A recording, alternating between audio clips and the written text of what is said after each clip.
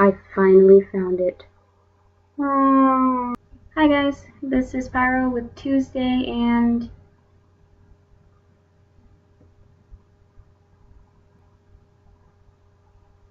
I'm not too sure how I should start this out, but over the weekend, one of my favorite animes got ranked #1 in a poll over the weekend. The voting took place on a Japanese website called yaoi-god. From all the votes that came in, Gintama actually took first and for most amazingly interesting anime, which is very surprising to me. Don't get me wrong, I love Gintama, but aside from K-On! Getting tying with #5 with another anime, I'm really surprised on where certain shows kind of place. With all the 45 animes that were on the list, Full Metal ranked at 7th place, followed by Melancholy of Haruhi Suzumiya. One Piece only ranked at 15, and then shows like Cowboy Bebop and Do-Da-Da-Da-Da-Da only placed in 30 and 36.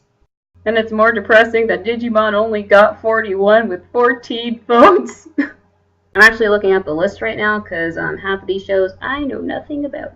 A lot of shoujo-based anime, so I'm not really too sure whether or not the majority of fans voting were female. But definitely, just by looking from it, if it was in America, the rankings would have been completely different. If that was the case, then Full Metal and Cowboy Bebop would have at least made the top 10, if not the top 5, no problem. And I'm guessing probably the #1 ranked show would have probably been Gurren Lagann, and that didn't even make the top 45 list. So there was only about 3,700 people who voted, so it probably didn't really make a difference on the voting anyways. But aside from that, I'm still happy that Gintama placed first. I think it was just one of those shows that I thought was really good, but it never really caught on to everybody. But in case you guys wanted to know, to sum up, it's pretty much just a pretty light, random anime if you're into things like Naruto and Bleach and Dragon Ball Z and stuff like that, which is pretty much common knowledge for every anime fan.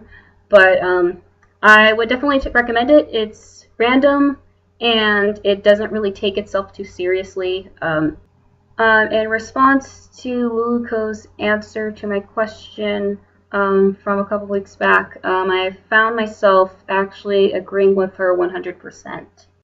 I can think of probably at least a couple of shows that I know that I definitely liked based off of just how invested I felt in the characters. And it's probably no surprise, but definitely one of my all-time favorite animes would definitely have to be Full Metal Alchemist, because it wasn't just the two brothers that I loved, Ed and Alphonse, but it was all of the characters, even the ones that weren't really significant to the story. I loved all of them. And in case anybody wanted to know, even though the Brotherhood was definitely more going in the direction that the original creator wanted it to go in, I will definitely say that my favorite adaptation was the original one that came out in 2003, because I felt like it just had more heart to it, and that probably has to deal with the writing as well. And I think Nikki mentioned that with her answer. I think she mentioned Beastly. And I watched it, and I felt the same exact way. The story wasn't the problem, it's just that the characters really didn't feel that real to me. So I guess my answer will definitely be characters with a little bit of the writing in place. Before I answer Luluko's question, I think I'm going to skip to Steph's question on what our geek fear is. And a lot of the stuff that she said are mine, especially with the house burning down. It's not really so much my geek stuff, I know, right? Aside from the ones that obviously could not be replaced, but more so my art stuff, because I'm very attached to that. My fan arts, fan fiction stuff that go with it. Projects I've been working on with my tablet. This is a new tablet, and I love it very much, and I don't know what I'd do without it. Okay, so the tablet could be replaced, but I'd still miss it. Aside from the obvious, host club destroying my reputation at my school in real life, Weeping Angels and every potential guy that I like gets possessed by the yaoi-gods. The only ones I could actually really think of that I fear are pretty heavy.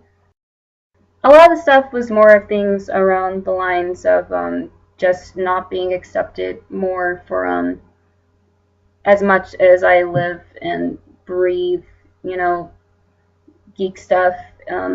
But I think those are just things that I'll have to overcome in the future, and it's not gonna keep me from wanting to do the things that I want to. Which leads to Luluko's question about whether or not you're a seasonal cosplayer and what are things about cosplay that keep you from making certain costumes or posting things online.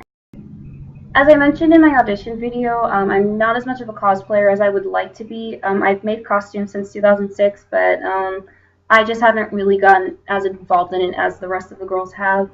When I've tried getting involved in more costumes, I always find myself getting frustrated. Like, I have yards and yards of materials for costumes that I was supposed to work on, but I never finished. But now I've kind of learned to kind of go more with the flow of what I want to do, but also try to prioritize at the same time.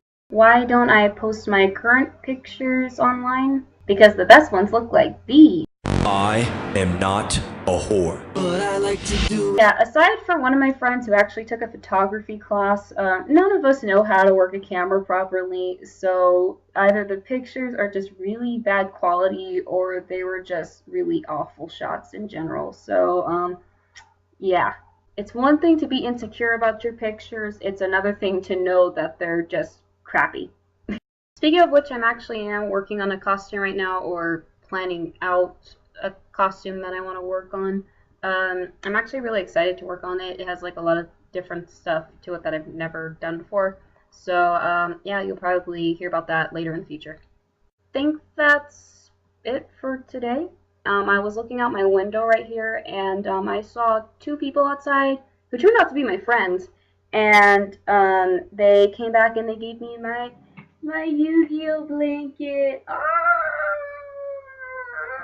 I actually got this thing when I was like 10, so I've had it for almost like a decade. So yeah, I'm happy I was able to get it back. And obviously I am sporting my Superboy shirt that I just got as a dear apology to Superman, because I'm sorry for ranting and taking my anger out on you, Superman.